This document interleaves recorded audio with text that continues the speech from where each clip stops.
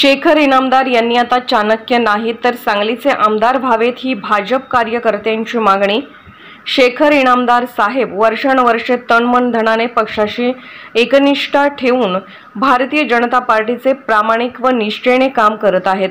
2014 विधानसभा निवडणूक, 2018 सांगली महापालिका निवडणूक, 2019 विधानसभा निवडणुकीत सर्व जातीतील सर्वसामान्य कार्यकर्त्यांना बरोबर घेऊन जुन्या नवीन कार्यकर्त्यांचा मेळ घालून अशक्य वाटणारा विजय आपल्या रणनीतीने खेचून आणला।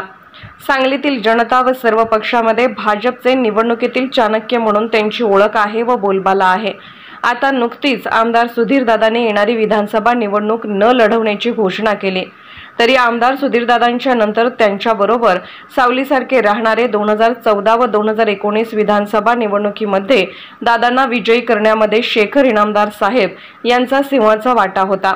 शेखर इनामदार हे सांगलीकर जनता व भारतीय जनता पार्टी सांगलीचे आमदार म्हणून जनतेसाठी एक आश्वासक, अभ्यासू व विश्वासू चेहरा होऊ शकतात।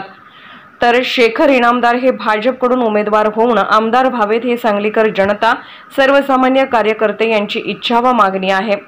भारतीय जनता पार्टी व भाजपचे वरिष्ठ नेते यांनी सांगली विधानसभेची भाजपकडून उमेदवारी द्यावी ही विनंती। आपला भाजप कार्यकर्ता।